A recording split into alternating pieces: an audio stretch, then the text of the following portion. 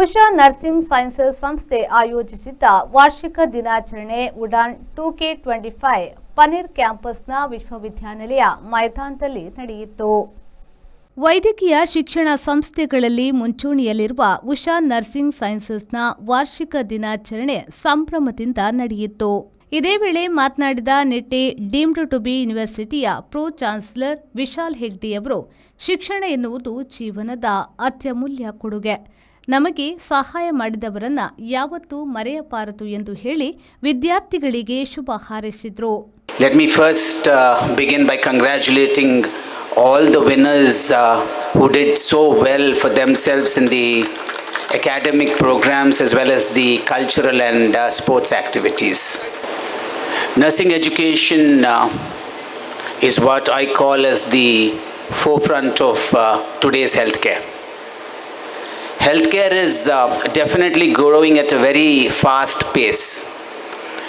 As people live longer, the need for healthcare is also expanding. And as Madam just said in her speech, the front end of any healthcare today is the nurses. When you go to any hospital, you would see your doctor for maybe once or maximum twice a day. But every ring of the call bell, it's the nurses who come and take care of you. All of you all have definitely chosen a very, very noble profession.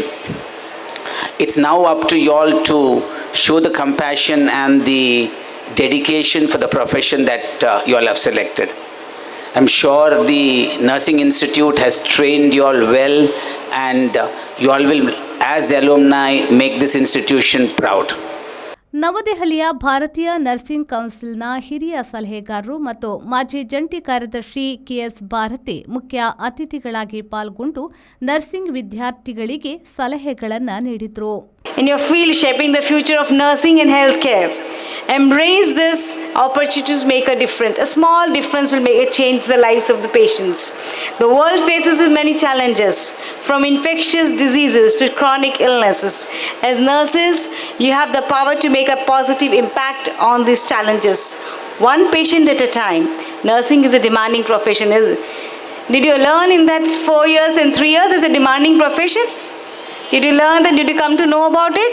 Yes, it's a very demanding compared to any other professions, but also deeply rewarding. You know, the patient may not remember the hospital, but they may not remember your name, but they remember your faces, that who helped us to recover, because the caring is a 24 hours, whereas the doctors come for a rounds only for 10 minutes. Professor doctor Fatima D'Silva ಅವರು ಕಳೆದ ವರ್ಷದ ಪ್ರಗತಿ ಮತ್ತು ಸಾಧನೆಗಳ ಕುರಿತು ಸಮಗ್ರ ವರದಿಯನ್ನ ಮಂಡಿಸಿದ್ರು. ಸುಕೇಶ್ ಅವರು ಕಾಲೇಜಿನ ನಿಯತಕಾಲಿಕೆ ದರ್ಪಣ 2025ರ ಅಧಿಕೃತ ಬಿಡುಗಡೆಯನ್ನ ಮಾಡಿದ್ರು. ಜೊತೆಗೆ ವೀರೇಶ್ ಕಡೀಮನಿ ಮತ್ತು ತೇಜ ಬಿಸಿ ಅವರು ಬರೆದ professionalism, professional values and ethics including bioethics for BSc nursing ಎಂಬ ಪುಸ್ತಕವನ್ನ ಬಿಡುಗಡೆ ಮಾಡಿದ್ರು. ನವದೆಹಲಿಯ ಭಾರತೀಯ ನರ್ಸಿಂಗ್ ಕೌನ್ಸಿಲ್ನ ಹಿರಿಯ ಸಲಹೆಗಾರ್ತಿ ಮತ್ತು ಮಾಜಿ ಜಂಟಿ ಕಾರ್ಯದರ್ಶಿ ಕೆಎಸ್ ಭಾರತಿ ಅವರನ್ನ ನರ್ಸಿಂಗ್ ವೃತ್ತಿಗೆ ನೀಡಿದ ಗಮನಾರ್ಹ ಕೊಡುಗೆಗಳಿಗಾಗಿ ಗೌರವಿಸಲಾಯಿತು.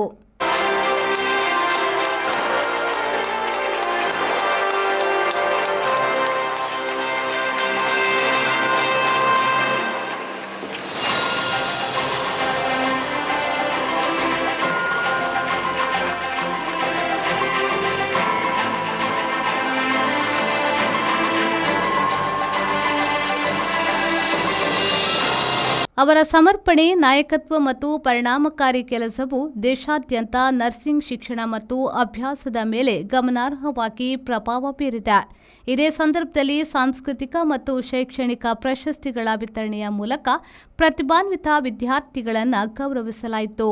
Sister Jeevitha Lobo BSc nursing ವಿದ್ಯಾರ್ಥಿನಿ ಮತ್ತು ಜಿಎನ್ಎಂ ವಿದ್ಯಾರ್ಥಿ ರೋಲ್ವಿನ್ ರೋಹನ್ ಡಿಸಿಲ್ವಾ ಅವರಿಗೆ ಅಸಾಧಾರಣ ನಾಯಕತ್ವ, ಕೌಶಲ್ಯ ಮತ್ತು ಕಾರ್ಯಕ್ಷಮತೆಯನ್ನ ಗುರುತಿಸಿ ಡೀನ್ ಗೌರವ ಪ್ರಶಸ್ತಿಯನ್ನ ಪ್ರದಾನ ಮಾಡಲಾಯಿತು. ಕ್ಲಿಟಾ ಆನ್ಲೈನ್ ಪಿಂಟೋ ವಂದಿಸಿದ್ರು. ಪ್ರೊಫೆಸರ್ ಡಾಕ್ಟರ್ ಸಬಿತಾ ನಾಯಕ್ ಸ್ವಾಗತಿಸಿದ್ರು. ವಿದ್ಯಾಧರ್ ಶೆಟ್ಟಿ, ವಿ4 ನ್ಯೂಸ್, ದೇರಳಕಟ್ಟೆ.